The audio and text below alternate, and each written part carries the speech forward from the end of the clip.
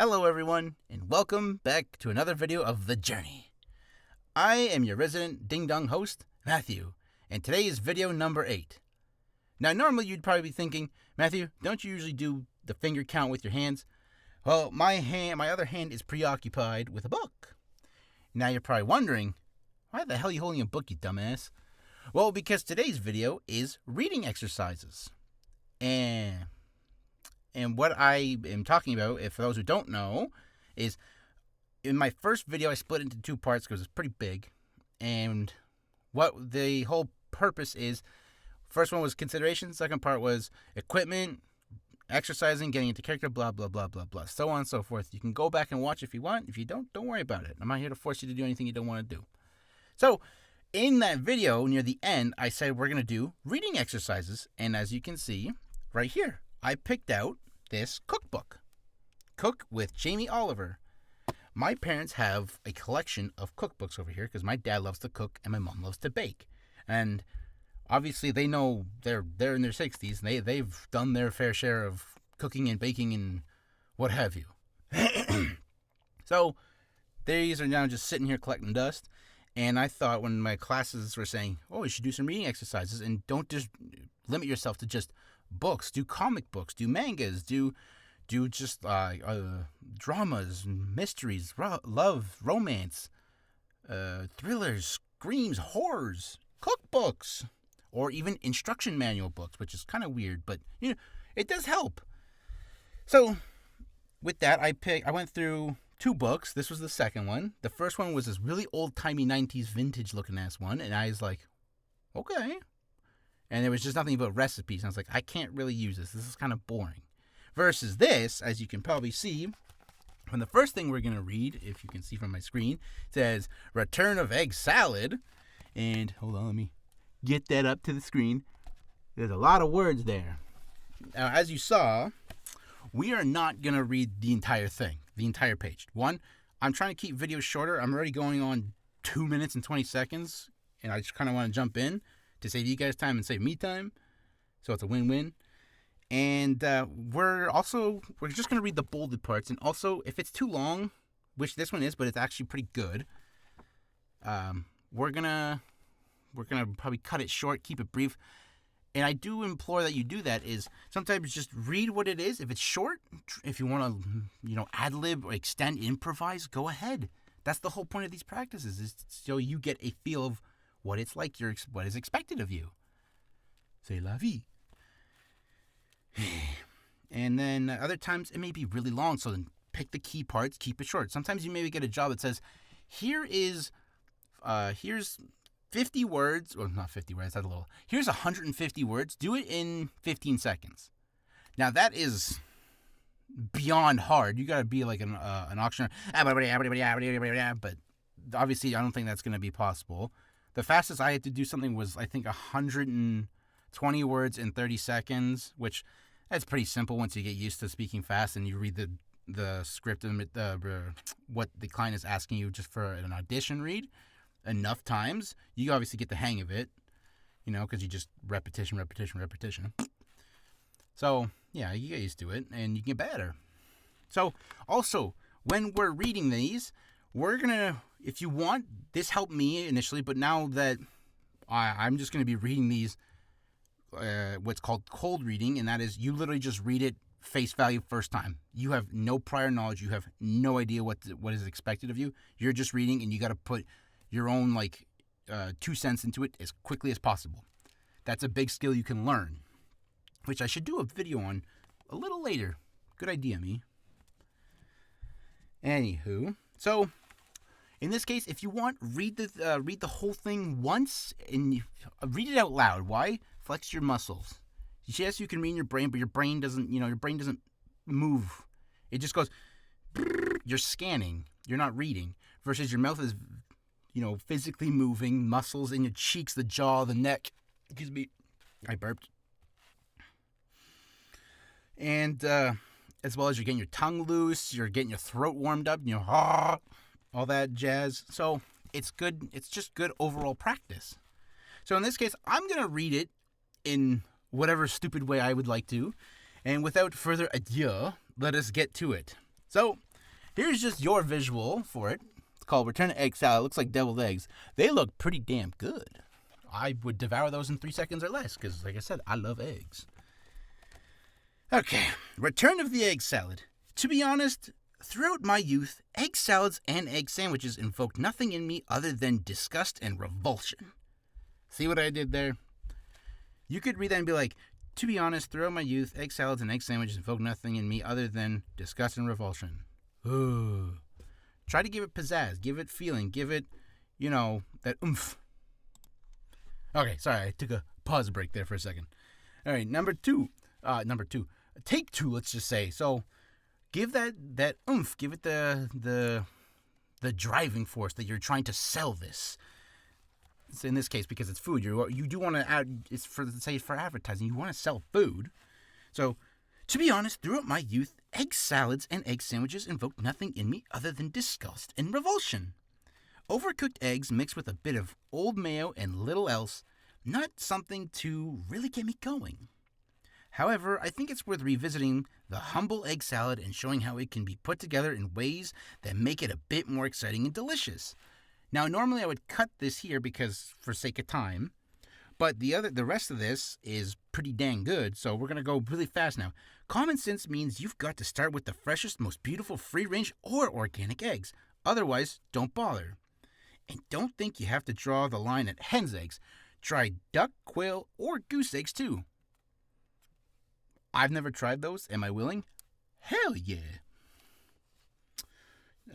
As they can be found easily these days.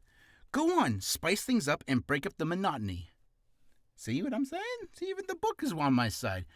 Don't be bland as 3-day-old Cobb salad. Yeah, Cobb salad. Be like, yeah, good. No, like, come on, give it some spice, give it some pizzazz, give it life. You know what I'm saying? And I'm going to stop that there, and we're going to move on to the next one, being... It is now part of the pastas, the gnocchis, and the risottos. Going to page 106. And have I ever mentioned I like eggs? Good, because that's the next part too, is oozy egg ravioli. Page 106. Hold on, I bookmarked this. Where are you, oozy egg? There you are.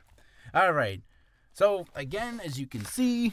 We're just going to read right here, the bolded part. It's not too long as the last. And here is a lovely visual. If I can get it. There you go. All right.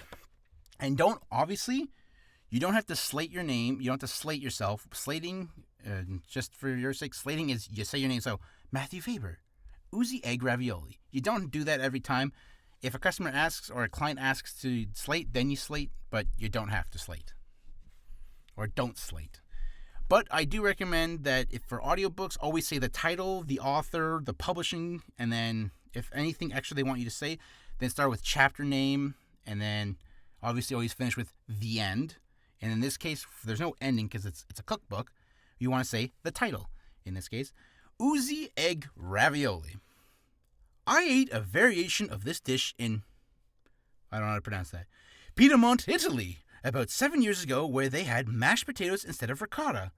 The inspiration to put this ricotta-filled version in the book came from 15 Amsterdam. What the fudge? Came from 15 Amsterdam, where it was cooked for me the other week. As you notice, I'm spacing things out pretty badly. One, again, my nervousness is causing me to, be a little bit shallow of breath as well as cotton mouth. Also, it is hotter than a goddamn hot box in here again. And not only that, I'm cold reading, so I'm trying, I'm like breaking this up in bits. So, it was equally amazing. The other week, it was equally amazing. You always get loads of oohs and ahs when you serve this dish to people because the egg yolks are still runny when you cut into the ravioli. It looks the business. In other words, muy caliente. Alright, that was oozy egg ravioli. What are we doing next? We're moving on to beef, lamb, pork, and poultry. I picked one, obviously, as you can see from the highlight. We're doing roast rack of lamb with potatoes and cauliflower. Word I don't know. The Foonies. Here we go. Alright. For your sake, folks, here's the picture. And you know what we're reading. We're just reading the bolded part right up there with me finger tapping. All right. Roast rack of lamb with potato and cauliflower dauphinios. I think I pronounced that wrong, but all right. Who knows? All right. A rack of lamb to me is always exciting. It's well behaved, it looks pretty, and you can get a hold of one in every good butcher shop in the country. Excuse me. And nothing can beat the French trimmed rack, which just looks amazing when prepared well. To serve with the lamb, I've given a twist to the straightforward dauphinios by adding cauliflower to it. I also like to serve this with some lovely spinach braised with butter and nutmeg. You may see me doing this a lot, kind of like a composer does this. That's my way. I don't know why. It's a little quip or something I do to help me like pinpoint my reading. If it helps you do it, you do it. Everyone's different, obviously, and it helps me. I even do this when I'm like reading audition scripts before I send them out. I'll be reading them like, yes, this braised beef duck is amazing. Wait, I don't know why I say braised beef duck. That makes no sense. But still, you get what I'm saying. So what I'll do is I'll read it, and then I'll get into that.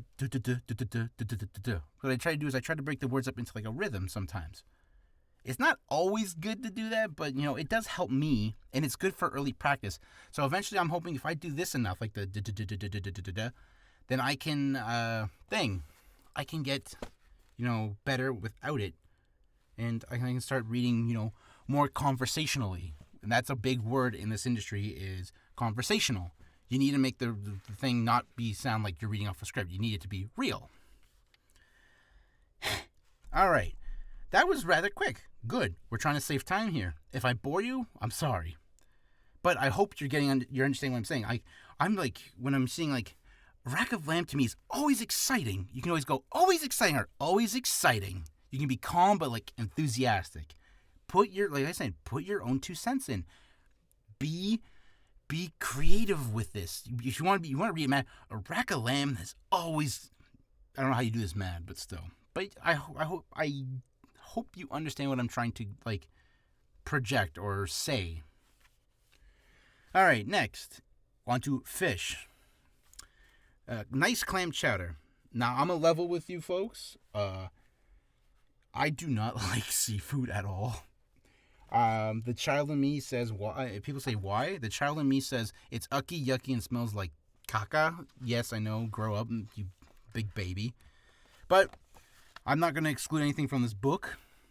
And why did I pick clam chowder over poached salmon? Well, when I read the poached salmon part, it was kind of lackluster. I couldn't even do anything when I wanted to. It was just kind of... this crunchy squid and lime chili mayonnaise. I was like, I saw clam chowder, and one of my friends, he loves clam chowder, and he swears by it. I'm like, you know what, for you, my boy, I'll do clam chowder. All right, so in this case, the nicest clam chowder, Essex girl style. And for you folks who like clam chowder, there you go. Ta-da! All right, let's try this now. I started making clam chowder when I was a kid, and my dad had it on the menu at his pub. I wasn't keen on eating clams at the age of 8, but I absolutely adored this soup. There are thousands of clam chowder recipes out there, but for me, the key is to balance the cream with the chili and the smokiness of the bacon. In America, they tend to use canned clams, which is fine, but I think that if you're going to do it, you may have to do it properly. Similarly, you could use canned or better frozen corn, but the true sweetness is only achieved by using fresh corn.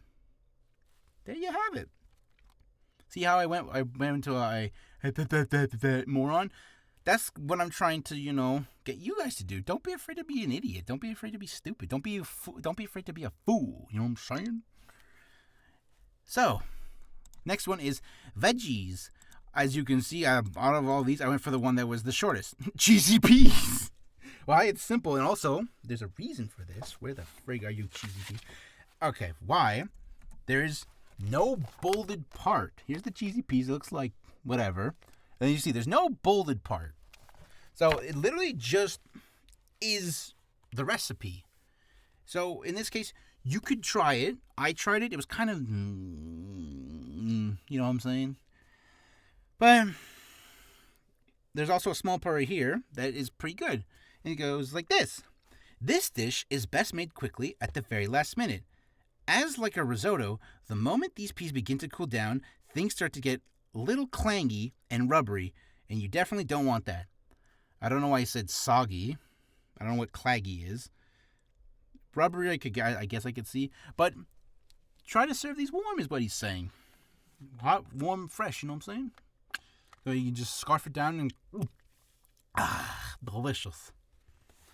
Now, you're probably wondering, we're done. Well, you should probably not. You see the last highlight part. Duh. Like, we just had egg salad, ravioli, a nice roasted rack of lamb with potatoes and cauliflower, the flingies, clam chowder, some cheesy peas. Let's finish this with some dessert. Now, I picked, out of the 3 desserts, I picked donut with old-fashioned spice and sugar because, well, you can't beat a classic that looks like this. If you're Canadian and you've been to Tim Hortons, when I was a kid, they had these donuts that looked exactly like this. They were just little pastry balls covered in sugar.